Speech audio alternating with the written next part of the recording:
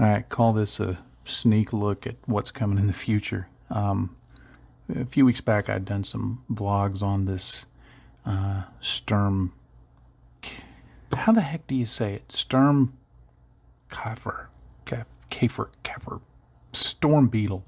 It's a machining Krieger kit that I'm working on right now. It's a cool looking little walking bug looking thing, and I just finished a video that goes over doing some scratch building. Now, I had originally just planned on doing, okay, let's paint the cockpit. And then I started looking at it and thinking, hey, why don't I add some detail to it? And then I thought, hey, that's a good basis for a video. And one of the things I learned from those skills series videos that I did back in December is that when a title is about how to, or, you know, something, a topic like that, if I would have said scratch building cockpit details for the Storm Beetle, that wouldn't have got the same response as, you know, how do you scratch build?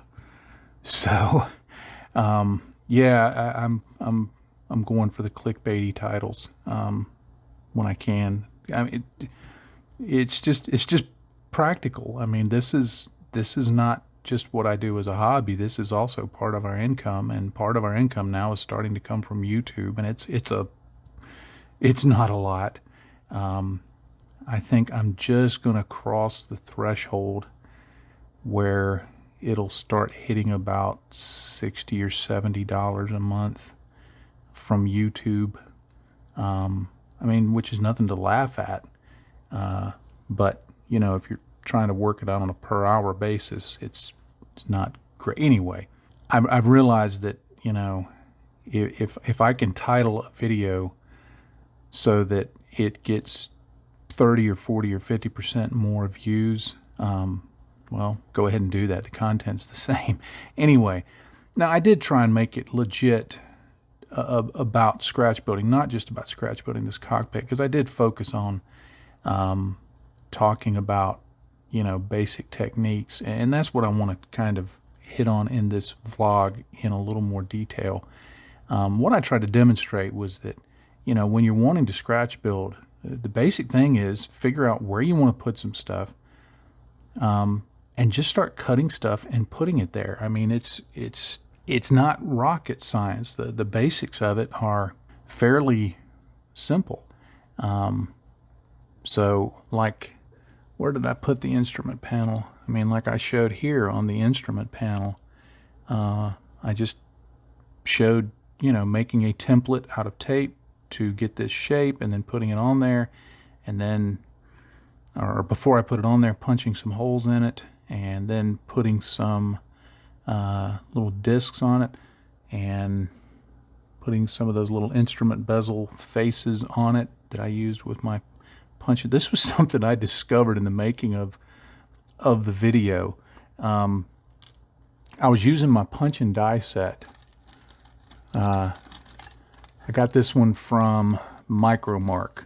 I've had it many years, Mahoney, and I was punching a disc out to glue to that, and I punched it once or twice, and I didn't know if it got through really well, so I punched it through really hard one time. When I picked it up and looked at it, the disc had been driven into the soft surface of the cutting mat. I was like, oh, that's no good. But then I looked, and this little ring had been left around the punch. And it was a perfect little ring. Now, before, there have been times where I would punch out a disc of one size and then try and get it, you know, punch out a small disc and then move it over next to the next larger size and try and punch it out and hit it right in the middle. And sometimes it works and sometimes it doesn't. This one made perfect little bezels, instrument bezels. So discovered something kind of new there. I didn't talk about that. Hey, I just figured this out. I'm sure I'm not the first one to figure it out, but I did take advantage of that. But I don't do it a lot because it takes up time, but scratch building is something that if you're wanting to add detail, don't hesitate to add detail, because if you just get just the most basic material, get some thin plastic card like this. And again, this is just kind of an expanded edition of what's in that video. So, you know, I apologize if you see the video and you go, well, this is basically what he talked about in the vlog. I'm just rambling more. You get more ramble. Start off with just some thin plastic card. I got this. This is from a company called, is it Evergreen? Micromark has tons of this stuff. And but get this thin stuff here.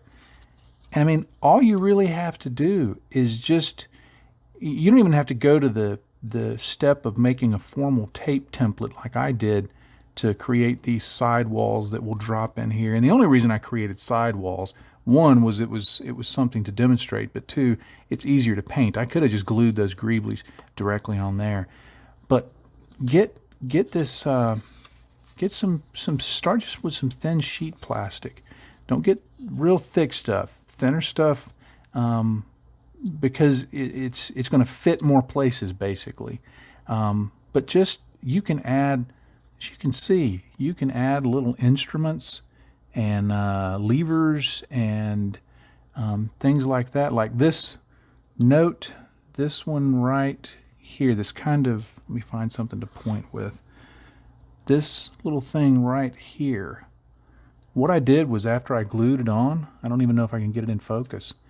It won't be seen inside the model, but after I glued it on, I just put in some little scores with my hobby knife to make that into a whole row of switches or something like that. But don't be hesitant to just grab some sheet plastic and start cutting.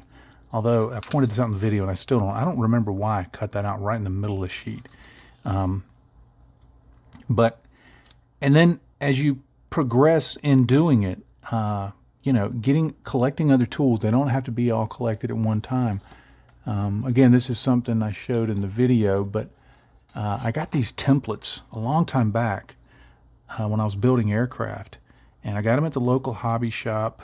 They're Techstar. I guess that's the name of the company. But there's these scribing templates that you can get. And you can see they've got loads of different shapes, and those are great for not only scribing, rescribing or scribing panel surface detail on a model, but if you just put it down on some sheet plastic and get a needle in a pen vise like this, you can trace around it several times and make you don't have to cut all the way through it. You just cut enough through it that you can then break it off. It'll just score it lightly. And these can be fabulous for making shapes. I'm already planning on putting, when I get to assembly, I've already got this little one cut out here in kind of a square shape with rounded corners, and I'm going to mount it somewhere back here. And I'm even thinking of getting adventurous and chiseling out a little indent behind it and putting in some thinner round rod like this to look like a hinge. So when it comes to scratch building, to altering your models, don't be afraid to do it, because there's so many possibilities of what you can do, and it's really a lot of fun. And like anything else, the more you do it, the better you get at it, and the better you're equipped to, in the future, when you want to start adding detail to your models, you can go, oh, I already know how to do this. I don't have to discover it. I've already got it.